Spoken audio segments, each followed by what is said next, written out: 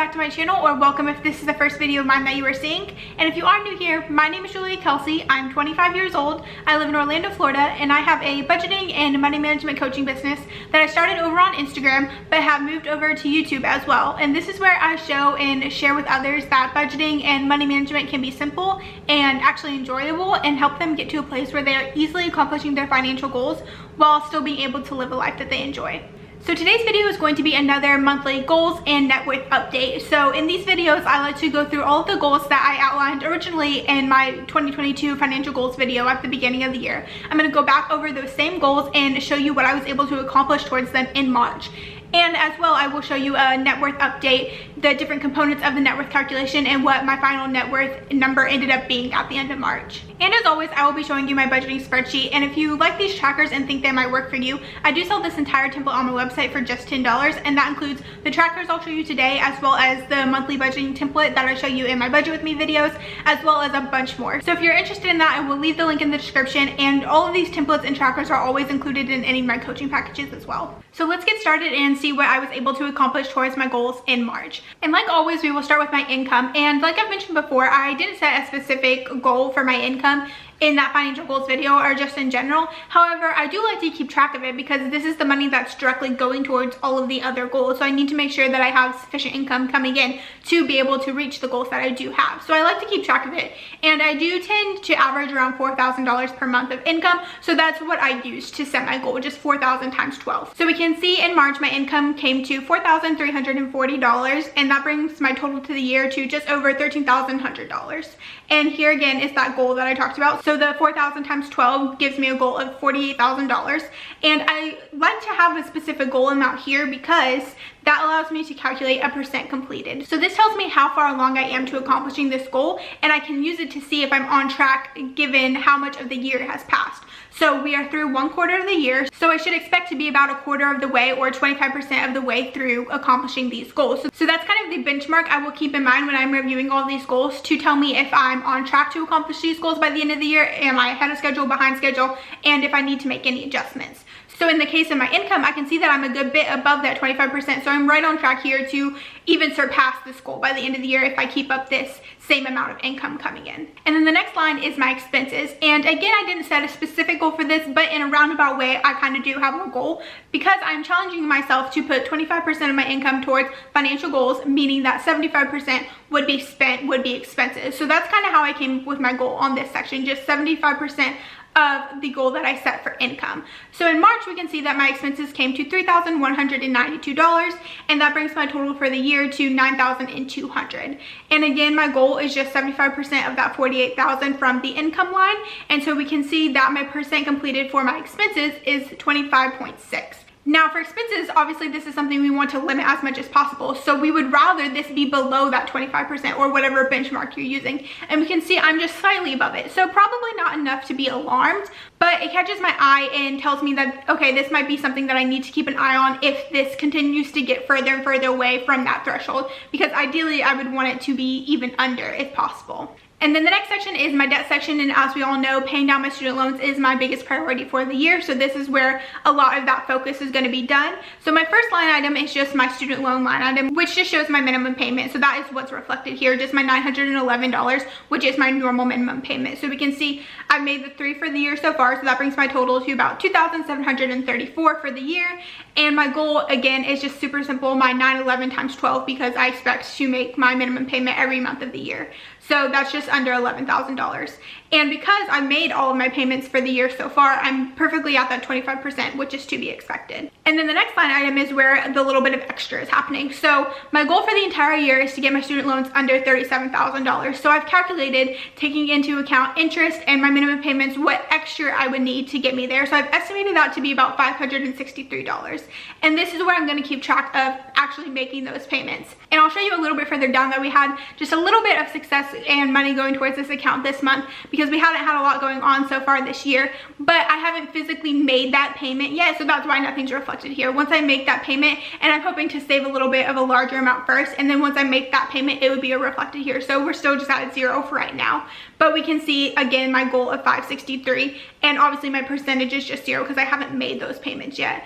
And we can also see my percent completed for the year is just slightly under that 25%, which makes sense because I haven't made any of those extra payments yet, but hopefully we'll be able to make up for these months that were zero towards the later end of the year. And the next section is my investing section, which is kind of like the opposite of the debt section. This is not one of my priorities for the year. Obviously, I still want to be doing as much as I can, but I want to obviously focus as much as I can on the debt. So not too much going on in here.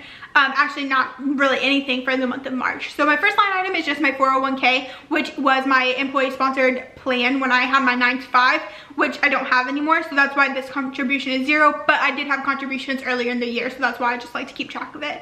And obviously because I'm no longer at that job, I don't have a goal for this one. And obviously I plan to roll this over into whatever account it can be rolled over to. So there is potential for there to be more contributions for this, but I'm not exactly sure how that will work just yet. So I don't want to set a goal in this category without having some of those answers. So for right now, there's no goal, and I'm just tracking that contribution from earlier in the year. And then the second line item is where there hopefully will be a little bit more progress towards the end of the year. So this is my Roth IRA, and the big goal for the year is just to open one, whether that's rolling the 401k into one or just opening a new account. I want to first start there, and then my goal is to contribute $2,000 to that fund once it's opened. And I went into the year knowing that this is going to be a second half of the year goal, so I'm not surprised that we haven't made any progress towards this yet in the first 3 months of the year, but it will be a bigger focus towards the second half. So we can see my zeros for March and obviously the zero for the total because I haven't made any contributions just yet, but we can see my goal of 2,000, which hopefully we will start chipping away at in the near future. And then the next section is my savings section, and this is kind of in the middle. It's not one of my higher priorities, but I do have some goals in here to just really help me stay prepared for some expenses that I know will come up throughout the year. So that's my first line, sinking funds. That's exactly what these are for. So these are my mini savings accounts where I'm setting aside a little bit each month to prepare for upcoming expenses that I know will happen, but I might not know when they're going to happen, or I might not know how much it's going to be when they do happen. So I'm just kind of preparing ahead of time. So I was able to allocate $225 towards my sinking funds in March, and that brings my total to the year to just under $700. And my goal for this one is $3,500 for the entire year. And I came up with this goal based on the spending that I did in 2021. I kind of used that as a guide to estimate what I thought I would spend in each category in 2022, added them all together, and that gave me my $3,500 goal. And we can see that my percent completed towards this goal is just about 20%. So that's a good bit of a way under that 25%. So two things can happen here. One, I'm gonna have to bump up my monthly allocations if I want to actually reach this goal and start putting a little more towards these every month, or I'm just gonna have to be okay with not reaching this goal, which is kind of the one I'm leaning towards because this is a priority but not my top priority. So as long as I'm funding the funds that are really important and I need to have set aside, I'm okay with cutting back in a couple of the other categories and okay with potentially not reaching this goal in order to focus on debt. And then this next line item is what I was talking about earlier, where we had just a little bit of progress towards those extra student loan payments. So this second savings account I have is almost like another debt item. So I have this savings account where I can accumulate $10, $15, $20 that I've set aside in a given month, and I kind of just put them in the savings account and they grow. And then once it's a larger amount, I use that to make my extra debt payments. So we can see in March I had about $12 of leftover income that I was able to put towards this savings account. So now that is set aside to be used for an extra payment, and hopefully will continue to grow over these next couple of months to reach that goal of $563 that I mentioned before. So this is going to be the same goal that I showed in that above extra debt payments line, because we're really kind of accomplishing the same thing here, so that's why they are the same. But this is just separating between what I've put into the savings account and what I've actually used to make payments. And again, we can see my percent completed here, which is just a small little 2%, but it's definitely better than zero and will continue to grow in the next couple of months.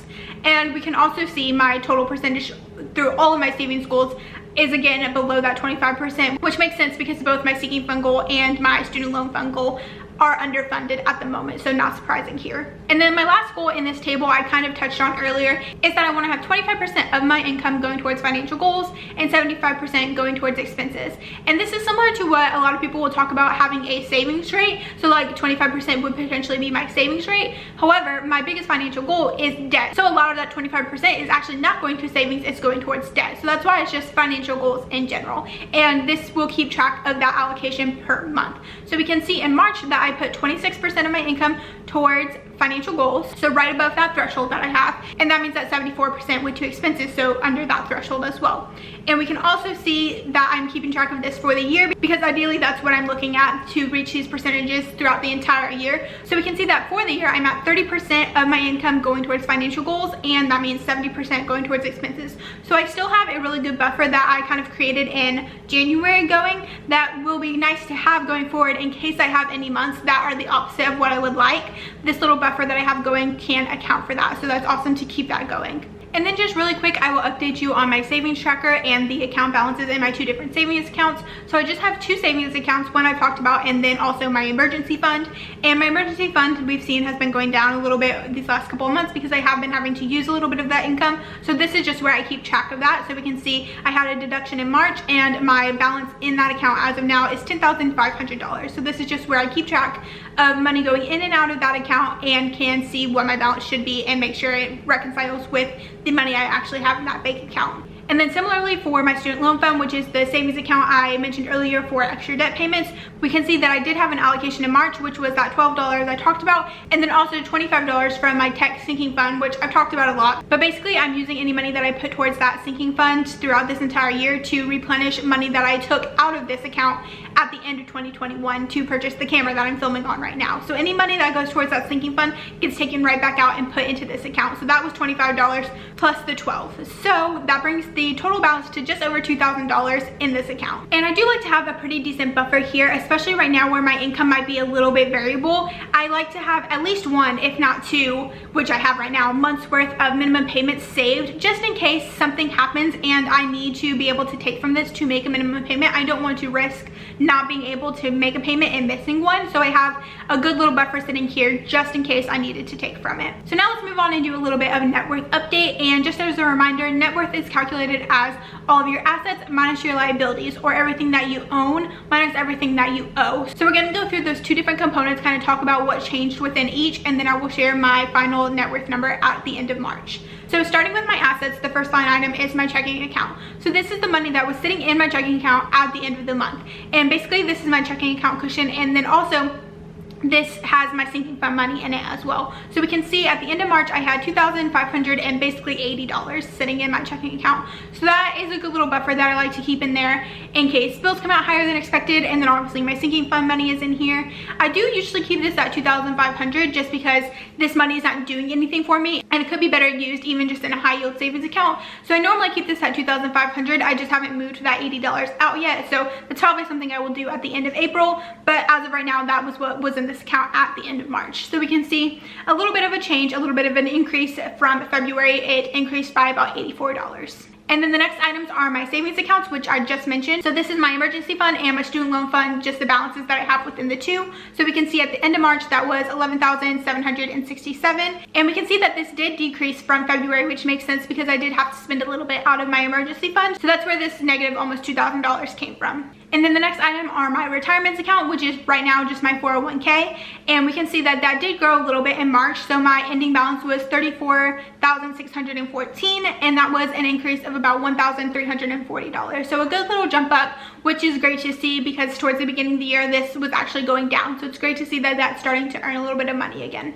And then the last item is just my car, so the value of my car if I were to sell it. And I just use like a Carfax report that my dealership sends me. It might not be the most accurate, but it's good enough for what I'm trying to do here, and I use the same thing month after month. So as long as you're being consistent, it's a good enough estimate for what we're trying to calculate right here. So at the end of March, my car was worth $17,920, and that was a decrease from February of $360. So we can see that my assets as a whole did decrease in the month of March, which is unfortunate, but also not too surprising because I know I've been having to spend out of that emergency fund, and really that's the biggest chunk of this. So we can see that it went down by $931, which is not my favorite thing to see, but luckily in this case I was able to make up a little bit of that in my liability section, which I will show you, and hopefully this is something that I can improve upon as much as possible in the next couple of months. And then moving right along to my liabilities, I just have two items here. The first one being, of course, my student loans that we've talked about. So at the end of March, that balance was $43,383. And we can see that that was a decrease of about $718. So this is the percentage of my minimum payment that went towards paying down that principal. And then the other like $200 went towards interest.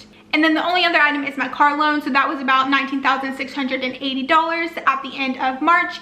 And we can see that that was a decrease of about $303, which is my entire car payment that I make every month, because I do have a 0% loan, I think, for like the first 3 years that I have my car. And I did get my car in 2020. So right now I'm not accumulating any interest, and that whole payment is just going straight towards paying off principal. So that shows me that my liabilities as a whole decreased by $1,021, which, like I said, is good, because at least that counteracts the decrease in the assets. So as a whole, I was able to increase my net worth, not by a ton, but something is obviously better than nothing. So we can see that at the end of March, my net worth was at $3,817, which is an increase of $90 from February. So even though it's small, I'm very happy to see an increase here no matter what it is. So that is it for my financial goals and net worth update for the month of March. I hope you guys enjoyed this video and found it helpful. And if you did, please give it a thumbs up. Also, don't forget to subscribe so you can see more videos like this from me. Also, make sure you go over and follow me on Instagram so you can see content from me in between YouTube videos. And with that, I will see you guys in the next one.